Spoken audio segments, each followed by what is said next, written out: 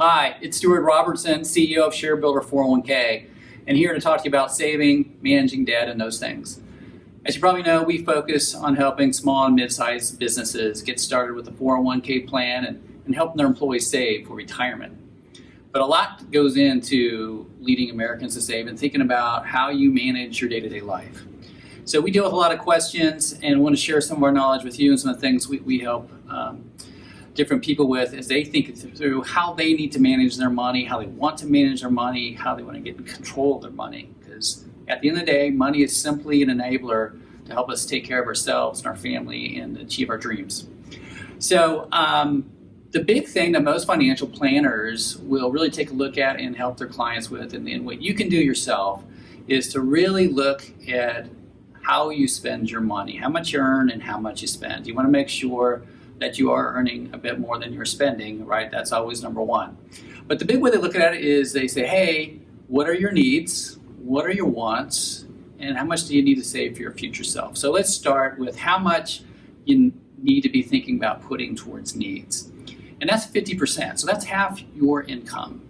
And what we think about as needs are shelter, food, clothes. You might need transportation like a car. All those things would fall into needs, utilities. So those things you really need to have to live your life. The next big bucket is kind of the fun one. That's your wants. That's 30% of your income can go to wants, right? So that might include entertainment. That might include sports or gyms, a vacation. You're saving up for special clothes or a big visit to the salon. Whatever those things might be that you want, those go in there, and those tend to be some of the more fun things. And then 20% goes to saving, and that's your future self. That's, and also handling an emergency when it comes up. So you need to save up an emergency fund. You're going to want to save 10 to 15% of your income towards retirement. So that's a big chunk of that 20%. I mean, that's half of it or more. So those sort of things would go into saving. Might be saving up for down payment of a house. So 50% goes to your needs, 30% to wants, and 20% towards saving. Well, how do you get hold of that? How do you manage that? It's nice to know those categories and how to think about it, but the rest really comes on you. You need to pull out those credit card statements from the last 2-3 months at least. You need to pull out your banking statements from the last 2 to 3 months. And you need to create some subcategories of things that fall under needs, wants, and saving. And really see where you fit. And that first exercise is going to take you a couple hours more than likely to really kind of take that, find that info and then bucket it on a spreadsheet, whether you want to use Google, Excel, whatever, something simple. You get more advanced, look at Quicken. Those sort of things will help you do that. And then after you get it set up, and you kind of find out where you're on or off, what things can you do to change what you want to change towards to get towards those buckets. And they're not set in stone, but you do want to move towards them or recognize why you're not. The other thing to think about, or the other thing you're going to need to do is, once or twice a week, you're going to need to update your spreadsheet or however you're tracking. And then at the end of the month, really review how you did for the month and what you need to do going forward. If you put that sort of routine or exercise, you'll build up that financial muscle and really start getting your money under control so you can get what you want out of your money and put it to work for you. It's a bit of work. It's, when you're first starting out, or if you're in tons of debt, this can really seem like, hey, I'm not ready for that, or I need to build up to get to that. That's fine. But start building your way to look at it and start building towards where you want to be. The next thing I really want to tackle off on is debt, because that is the thing that creates probably the most issues with folks of getting underwater and really not wanting to deal with money, not wanting to talk about money, not really doing the work to get things under control, because it can be easy to get out of control on credit cards and get into big credit card debt. How much do you really put towards a mortgage? How much do you put towards a car loan? What are those? How much do I put a student loan so that I know that it's smart for me to manage it? So let's talk about debt and some rules of thumb around that and what can help you get in control. The first thing I'm going to tell you, which I'm hoping you've heard before, is that you really don't want credit card debt. You really want to keep that at, pay it off, that balance in full every month. And we'll talk about if you're already in big trouble there and how some ways to get out of it. But the reason that is credit cards are an unsecured loan. So unlike if you have a mortgage against a house or a car loan against your car, there is an asset that the bank can rely on to get at least some, if not all, of that money back if you were to go bankrupt or what have you. And there's some way for them to actually get money back, and it's not a total loss or write-off. With a credit card, there is no way. There are just your credit score, all those things you built up have given them good faith to give you a way to spend money first without having an asset to back it up. And that's why interest rates tend to be so high. And those interest rates can be really daunting and damaging once you get into serious credit card debt to overcome and pay off. When you're talking about a 15 to 25% interest rate, those are some big numbers that add up pretty fast. So try to keep it at zero. Let me give you some frameworks for mortgage, car loan, and what I'll call other. So your debt or your debt for mortgage is usually, think about 28% of your total income can go towards your mortgage. Give or take a few percent either way, right? Actually lower, more free income you have to spend on other things. But that's a good thing to think about. You can think about that towards your rent as well, but how much you put in towards housing, about 28%. So if you've overbought on a house, you may want to consider, do I want to downsize? Or if you've underbought, great, you have more money, maybe you can think about upgrading at some point. So anyway, you want to shoot for that. You're generally going to need to save up 10 to 20% of a down payment on a property before you can get that mortgage, so do consider that as well. A car loan. Think about 10%, no more than 10% of your income going towards a car loan. The lower the better, right? It's a depreciating asset. That means the moment you drive it off the lot, it has begun to lose value. So I'm sure there's a few exceptions around some specialty cars, but in general, your car is going to lose value the moment you drive it off the lot. And now with things like Uber and trains and buses, depending on where you live, do you want to invest in a car? That's another question. So what I throw under other big things could be things like a student loan, or you have a major home improvement to do.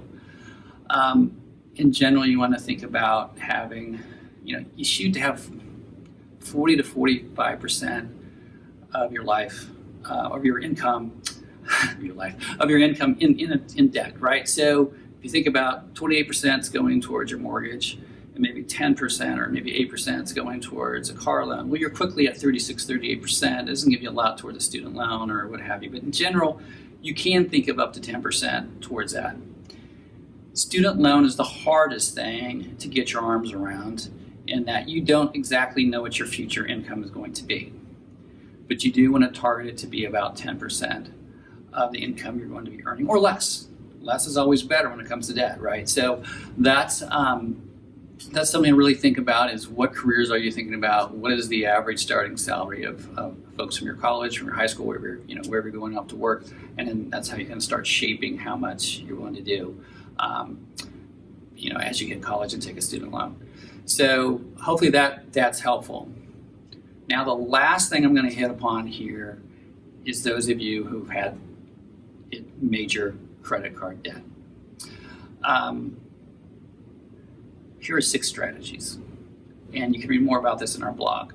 But first, you just got to stop using the credit card. Every dollar you spend is going to add up on the interest rates you're going to have to pay off. So get a debit card, use your cash, try to get off the credit card and quit adding into that pile of debt. It's just going to make it harder to pay off. Do you have property? Can you get a line of credit against your property to pay off that credit card? The reason that can be really smart, especially if you have lots and lots of debt, is that your interest rate off your line of credit is going to be a lot less.